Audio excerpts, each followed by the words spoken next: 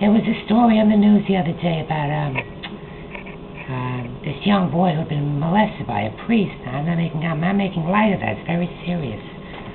I mean, I was molested by a priest. I mean, I wasn't molested by a priest. No, I was.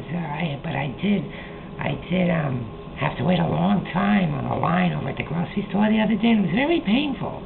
You know, people don't realize there's a lot of similarities between very traumatic moments and other moments that might seem more mundane but are very traumatizing.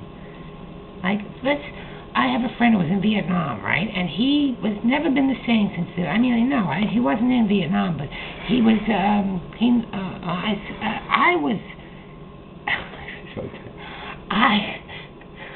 Oh my God! I saw on Oprah the other day. There was a woman, and she evidently had been abused by her husband for about 10 years in this long marriage, and she was opening up and so vulnerable, and the pain that she was describing. I mean, I know that kind of pain. I was in an abusive relationship I was married for 10 years. No, I was never married, but I had a boyfriend who used to beat me. I mean, he didn't beat me, and we dated a couple of times, but I know that pain.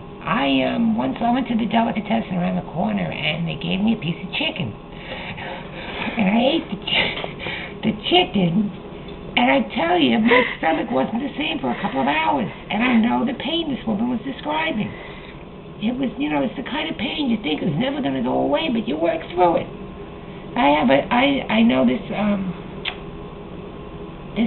gentleman was walking down the street under a scaffolding, a construction scaffolding, and a piece of a brick evidently had fallen on him, and he was knocked out cold. And the same thing happened to me once. I mean, no, I wasn't walking under the scaffolding, and nothing landed. You just said you were walking it.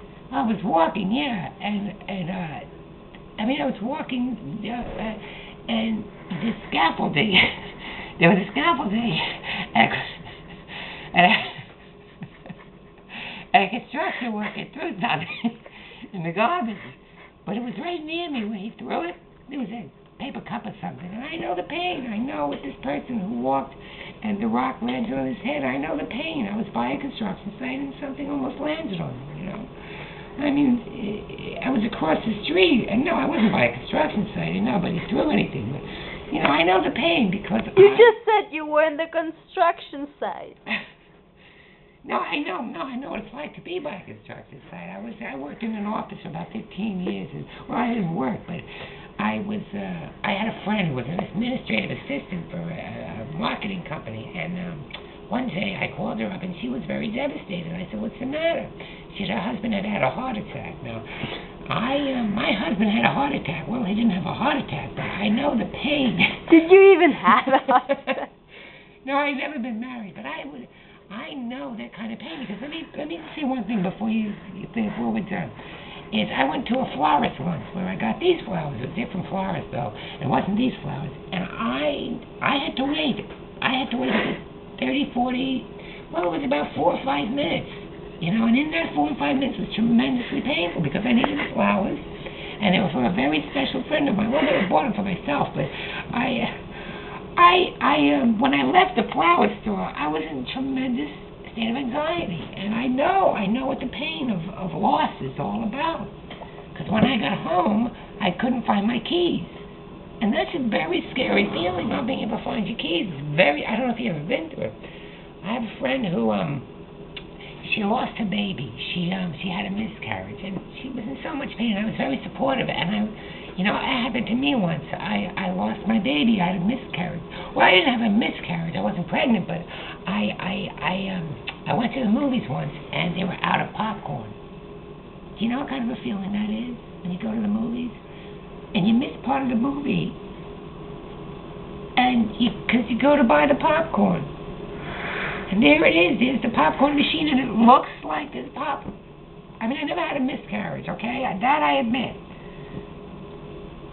But when they didn't have the popcorn, I went back to the movie, and I missed a very crucial scene in the movie that I'll never be able to experience.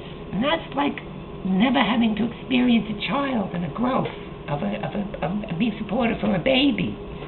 I'll never know what truly happened in that movie because of the scene I missed, because they were out of popcorn.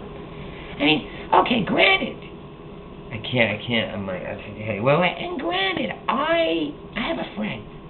He lost his arm in a car accident, right?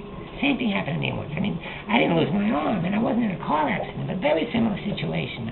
I was, I tripped. I tripped over a part of the sidewalk, and I was actually out in the suburbs. I wasn't in Manhattan, and my friend's kid had left his little rubber squeezy doll in the living room, and I stepped on it, and I almost fell. And it was devastating. I mean, okay, there wasn't a living room, there wasn't a toy, but what it was I was sitting down, and some phlegm had come up. I was watching TV, and you go, and I thought I was going to choke for a second. And it was phlegm, and I coughed, and it went away, but I had a moment of a tremendous scare that you never truly recover from, and that's what life is like. These terrible situations, Let's say a friend of mine has cancer, right? What a courageous soul, and I know what that's like. I have cancer. Well, I didn't have cancer, but I did once. Did the garage thing, the automatic open and close there at my house? It didn't work. And the garage, it would come halfway down and go halfway up and halfway down, and I was worried. I was very worried. Because I didn't know what was going to happen to the rest of the house. I didn't know. And that's what cancer's like. That's a lot what cancer's like, is not knowing. And in the not knowing, you learn a lot about yourself. So that's what happened to me, basically, Very similar situation. There's another time a friend of mine, let me just say this, he feeds horses. He works on a farm, and the horse, he hands him a little sugar cube. Horse bit his hand, and two of the fingers were dangling from his palm. They were dangling. And that happened to me once. Well, no, I wasn't feeding a horse, and my fingers weren't dangling. Well, you just said you were feeding the horse. No, what I meant was I was almost feeding the horse. What do you mean by almost feeding a horse? Well, that's a good question. It's a lot like another situation. Could you please answer this question, I please? certainly will. A friend of mine came home, right? Yes. And the water had flooded over his bathtub, and it had the floor of the bathroom had caved into the apartment below. And what it has to do with the feeding the horse? Let me finish the story. That's my point. Is the person below had filthy water all over him and his clothes and everything, and they had to move him out to repair the whole building. So all his belongings, his whole life was in that apartment. It happened to me once. Well, I mean, my ceiling didn't cave in, and there wasn't water or anything. I didn't have to be... Oh, I'm sorry, miss. What happened to the horse? Oh, the horse. Well, the horse is fine. You know what? That's it. I'm done. Thank you.